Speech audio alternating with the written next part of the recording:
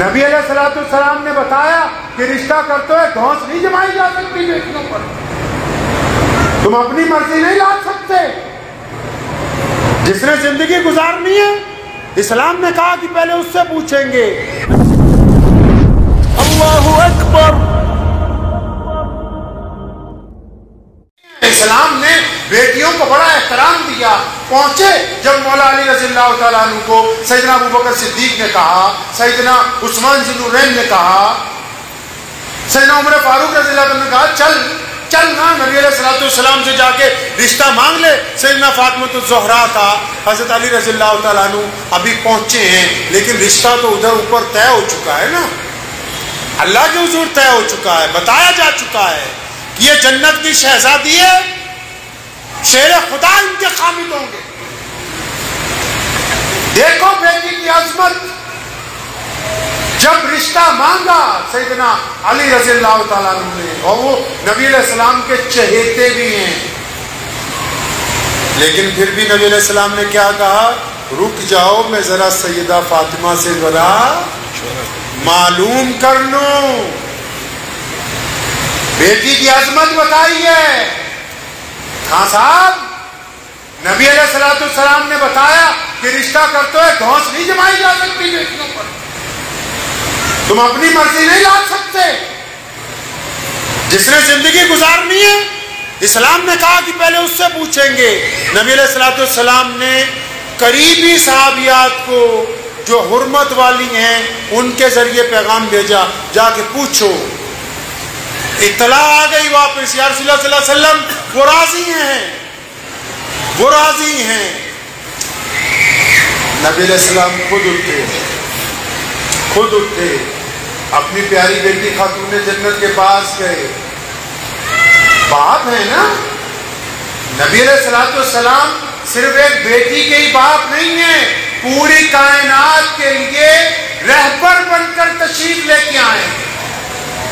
پیاری بٹیا کے سر پہ ہاتھ پھیرا, فرمایا فاطمہ خدیجہ زندہ ہوتی تو اور بات تھی, وہ تو نہیں.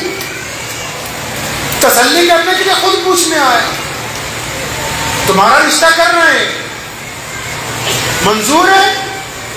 جب رضامندی کا اظہار ہوا تو نبی علیہ السلام نے اپنی شہزادی کا نکاح حضرت مولا علی کرم اللہ وجہ کے ساتھ کیا.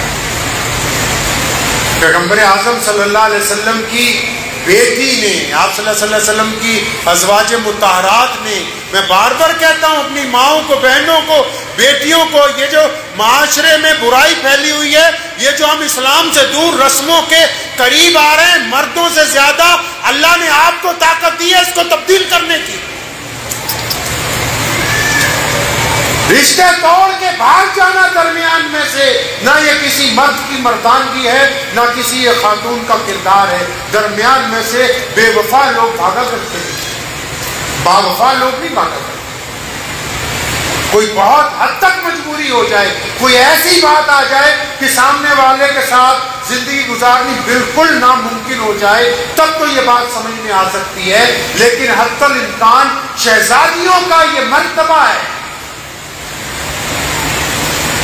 مسلمانوں کی بیٹیوں کا یہ مقام ہے کہ وہ اعلیٰ ترین لوگوں کی مائیں بنتی ہیں.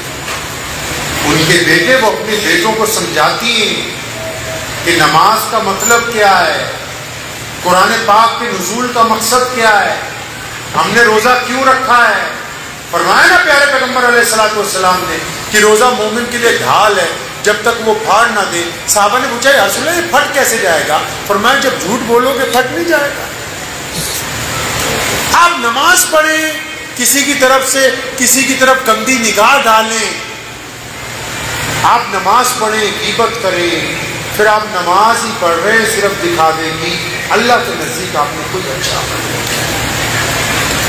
ہمیں تبدیلی لانی ہے, اور تبدیلی لانے کے لیے بہت ضروری عمل ہے کہ ہمیں اپنے دائرے کو درست کرنا ہے.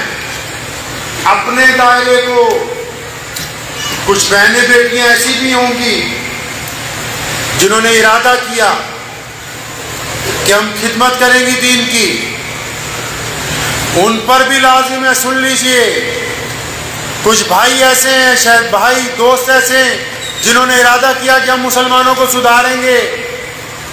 یہ دونوں کے لیے بات سنیے. آپ کسی کو سدھارنے جا رہے ہیں، بہت اچھی بات. آپ کسی کو سیدھے راستے پہ لانے کی کوشش کر رہے ہیں، بہت اعلیٰ ترین بات ہے. لیکن اگر آپ کسی کو سدھارنے کے لیے نکلنے والے ہیں، کسی کو سیدھے راستے پہ لانا چاہتے ہیں، تو ذرا ایک نظر اپنے دل پر بھی ڈالیے کہ جس کے ساتھ یہ صفائی کرنی ہے، کیا اندر سے اس کا کوڑا کرکٹ صاف ہو چکا ہے؟ گھر میں ہمارے ایک ہی بندہ خراب ہے، ایک ہی خراب ہے. آپ سے میں پوچھوں گا نا، ابھی ایک جلسے میں ہم لوگ تھے مفتی صاحب، تو ایک نوجوان بیٹھا تھا. میں نے پوچھا بتانا بھائی تمہارے گھر میں سب سے خراب کون ہے؟ تو کہنے لگا جی میرا ابا بہت خراب ہے. کسی بیٹی سے پوچھ لوں گا تو یہ اماں بہت خراب ہے. لیکن ہر گھر میں ایک بندہ خراب ہے، ایک بیٹی بھی خراب ہے،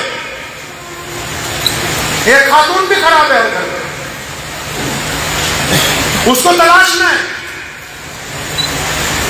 صحیح کرنا ہے.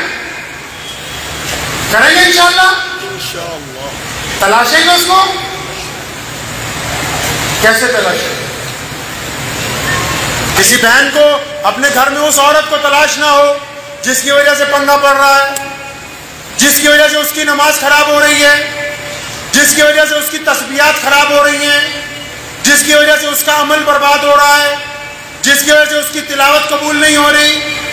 آپ کو پتا ہے لوگ مولویوں کے پاس آتے ہیں دعائیں کروانے کے لیے. جی مفتی صاحب، اب تو کئی لوگ مسافر میں پیر صاحب کو 500 روپے بھی دے جاتے ہیں. نہیں دیں گے تو بیوی بولے گی دیا کہ نہیں، بولے چل جاؤ دوبارہ دیکھتے ہیں. تو سوچے 500 روپے دے دیے، بس دعا تو ہو گئی، معاملہ ہو گیا پورا. لیکن جب یہ دعا کرواتے ہیں پیروں سے، مولویوں سے، اب پیر صاحب دعا کرتے ہیں کہ یا اللہ یہ سامنے ہماری بیٹی آئی ہے، اس کے گھر میں بڑی پریشانی ہے، اولاد نہیں ہے، یہ نہیں ہے، وہ نہیں ہے، یا اللہ یہ اس کا خامد ہے، اچھا نہیں ہے، یہ نہیں ہے، اس کو یہ کر دے وہ کر دے. ادھر پیر صاحب دعائیں مانگتے ہیں. ابھی یہ دعا اوپر، اب اللہ کے ولیوں کی دعا تو رد نہیں ہو سکتی. یہاں یہ بات بھی نوٹ کر لیجیے، اللہ نے جو اللہ کے محبوب بندے ہیں ان کو قرآن میں اپنا دوست کہا ہے. اور کوئی دوست ایسا نہیں ہے دنیا میں جو اپنے دوست کی بات ٹال دے. تو پھر اللہ نے جن کو دوست کہہ دیا ان کی بات کیسے ٹالی جا سکتی؟ کوئی ولی ایسا نہیں، کوئی پیر نہیں، کوئی عالم نہیں جس کی دعا رد ہو جائے. لیکن جب ہم دعا کرتے ہیں ہم کریں کیا؟ ادھر دعا کرنا شروع کرتے ہیں، یا اللہ یہ ہماری بہن ہے، اس کا یہ مسئلہ ہے، ہمارا بھائی ہے. ابھی دعا چلی رہی ہوتی ہے، بیچ میں فرشتے پہنچ کے پرچی لگا دیتے، یا اللہ یہ مولانا صاحب جس کے لیے دعا مانگ رہے ہیں یہ تو ٹھگ ہے، یہ جس کے لیے دعا مانگی جا رہی ہے سود خور ہے، یہ جس کے لیے دعا مانگ رہے ہو یہ غیبتیں کرتی ہے. یا اللہ یہ امام صاحب جس کے لیے دعا مانگ رہے ہیں یہ لوگوں پر بہتان باندھتی ہے. یا اللہ یہ دوسرے کی بیٹیوں کو بدنام کرتی ہے. اور ساری کی ساری دعائیں وہیں رک جائے. اب یہ صبح شام لگی ہوئی ہیں دعائیں کروانے کے لیے، دھکا دھک کی آج فلاں مولوی کے پاس چلو، آج فلاں کے پاس چلو، آج فلاں کے پاس چلو، لگی ہوئی ہیں زور شور کے ساتھ. مجھے امید ہے کہ آپ کو یہ ویڈیو پسند آئی ہوگی. اگر پسند آئی ہو تو یہ آپ اپنے دوستوں کے ساتھ شیئر کریں اور اس چینل کو سبسکرائب ضرور کریں.